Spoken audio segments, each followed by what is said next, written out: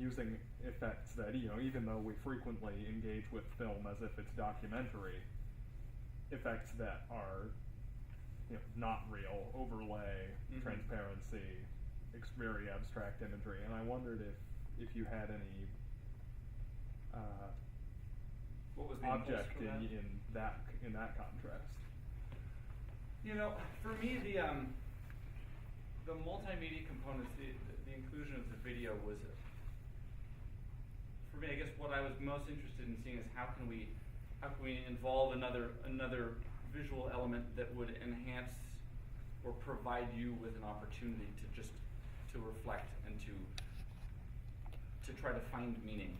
I don't think, for myself, not having been a video artist, I was really wanting to work with someone that had a clear sense of vision of their own, and sort of to allow the collaboration to happen freely. And I was really happy that Zicheng had these ideas that just kind of came to him very, very quickly, and sort of allowing his freedom to come up with those things was sort of, for me at least, it was sort of there's a little bit of vulnerability in that, and saying like, there's an element of this performance that I'm gonna be able to talk about a little bit, but I don't have control over it, and I'm gonna be okay with whatever he comes up with, and sort of trust in his artistic judgment or artistic impulses.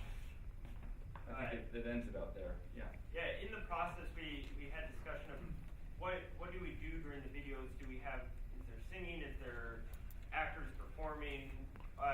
And we looked at these videos and we just kind of looked at them with movement, and said these videos are just so beautiful by themselves, and what we're doing is only really detracting from it. And personally, I'm glad it worked out that way, because you were talking about after Boy and Girl, we watched the video of the orange, and it is just so silent, and that silence was so heavy, and a lot of times we don't ever experience silence in our lives. We're always busy, we're always talking or hearing something, and so I think finding those moments coming from the music and coming from the movement was really a special moment that I'm really glad we found and created in this process.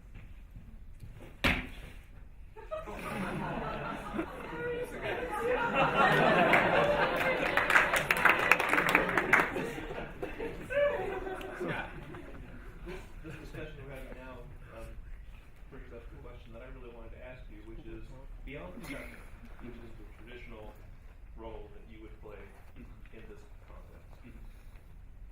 And with ideas coming from so many disparate places and people, how would you define your role in this production?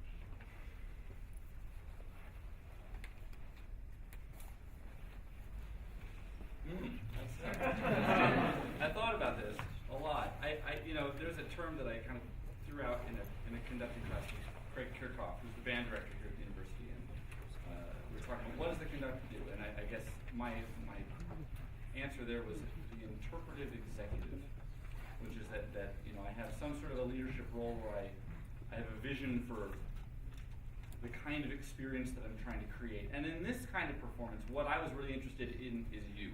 And I wanted to have some sort of a performance that would be, as I think we've said now, kind of open-ended in terms of the meaning. And so I thought long about what sort of if any narrative I wanted to create, and then of course the repertoire selection.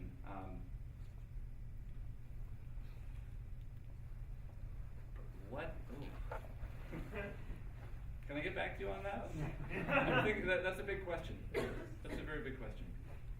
Thank you. Sure. Sorry I can't answer it more succinctly right now. Two thoughts. Yes. Observing you, because I'm one of the conducting students with Andy, so I've observed this process on the sidelines and in rehearsals. And been a huge help too. Two things come to mind. And I mean this very sincerely. It's this sense of to answer your question, Scott, CEO/servant leader.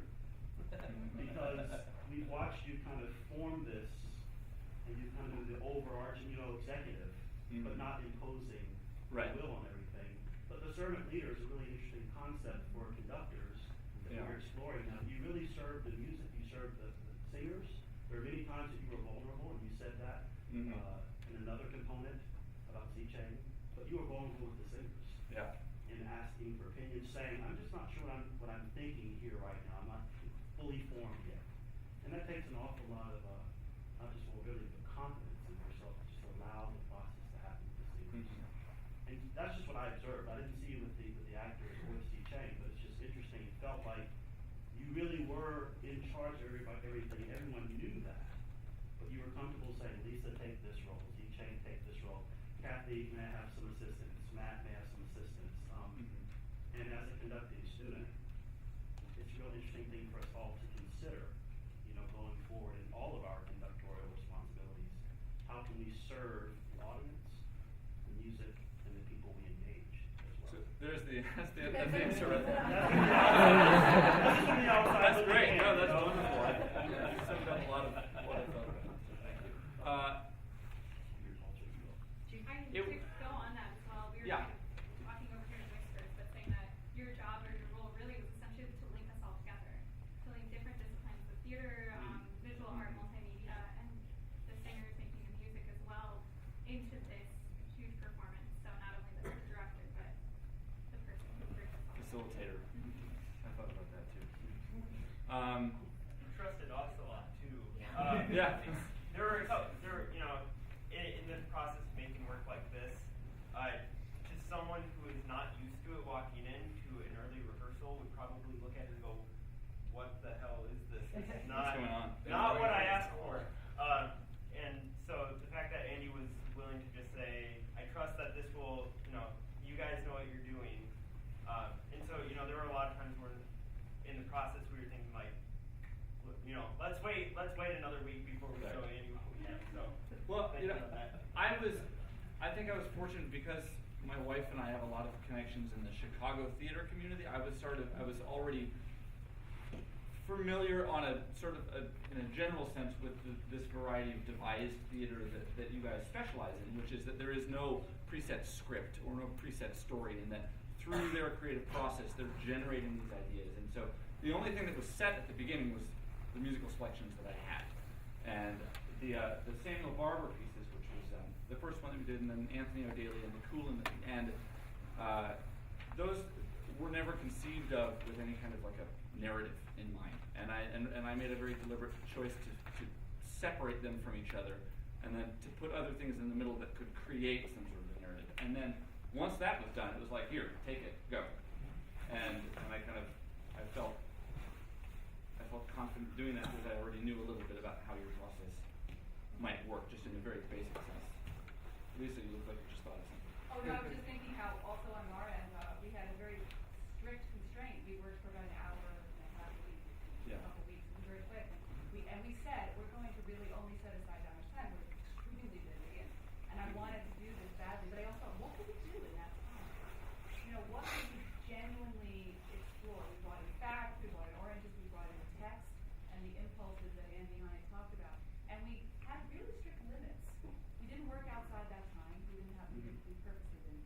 It was Friday afternoons for an hour and a half. And it was just, I enjoyed that a lot. It made it non-stressful. And one of the things you guys, I remember you mentioned this to me just even a week or two into your rehearsal process. You decided that incorporating any text of your own We weren't going to do it. wasn't going to We work. decided There just not to. wasn't time for it. The And one so, thing that was strange for me, that I work a lot with music and composers in composing my own pieces, my own work, but usually it's together. And Andy really was clear about wanting something that we do and then a song. And so that was really interesting for me to figure out. I enjoyed watching it this time. It was stark. There's something really, somebody said about letting us watch a film in silence, forcing us to just be with it, nothing else. I tend to layer a lot of elements together when I work. So it would have always been my impulse to have movement happening with the choir. yeah. But you really kept them separate, and it Right. made me listen to the words in a different way, and it made me just let the stories happen on their own. And that's- put them next to each other and then see what resonates. That's something that I was pretty sure that I wanted it separated out like that from the beginning. Because the idea of having a classical music performance with some sort of additional interdisciplinary component has been around for a while. I was in middle school when I went to an orchestra concert that had big slideshow projections during this Haydn piece, and so I had seen that, and I knew I felt like that was a little tired maybe, and I thought that I knew that feeling of being distracted and having your attention split between just the music and just the other component. And I felt, well, that doesn't work, but I think there's still possibilities here. So what if we take this and just do it that way? And so just separate them out. Right. And I was, so that's kind of where I was thinking. Well, then at the very end when you did bring them together, I thought, I mean, that was purposeful. Yes. You know, and Yeah. it was kind of the climax of the piece that worked. Yes. You started out asking us about whether the performance was cohesive, and I understand the reason for that question. But I think what was particularly interesting here was that we had to struggle with the cohesion. We had to struggle with the cohesion between the music and the visual and the acting. Within the music itself, there's this sort of dissonance, resolution, tension, and that was also portrayed as you moved through these art forms. And it was interesting to see that sort of tension on so many different levels. In the videography, there was the sort of starkness, and yet there was the yellow light that almost made it look like blossoms on the twigs. And there was the snow, but there was the green. And so there was this constant sort of back and forth tension between dissonance and yet there's a bigger picture in which that dissonance ultimately resolves. So I think the fact that we have to struggle with this is a successful thing on your part. Good. On the part Good. of everybody. That's great. That's really good to know. And I loved hearing this beautiful choir. Good. Thank you. Amazing. Great. They did a fabulous job. It's a treat to work with them. Was there ever any skepticism on the part of the choral members or discomfort about being thrust into an environment like this that's distinctly different from a traditional choral performance? Did it seem odd or weird or forced or anything? For me, not at all. I'm a theater major, so this is, and I love choir, so this is wonderful for me. Good. I came from a very, very traditional everything, 100%, and this was a very uncomfortable experience for me all around, but I enjoyed it. But the music is relatively, it's not anything jarring or way out there, you might say, but to have this kind of setup was really a new experience for me, and I appreciated it. And I still haven't made up my mind. I still don't know what it means to me. That's okay. Completely. That's okay. Especially, I thought I had a handle on it when we sing, and then we bring in the actress, and I'm like, oh. I have no idea what's going on here. And then we got these movies, and I'm like, wow, this is way beyond me. So that's my experience. But getting you to have that was also part of my Yeah. Just getting you know. theater majors to walk and go into Ferguson and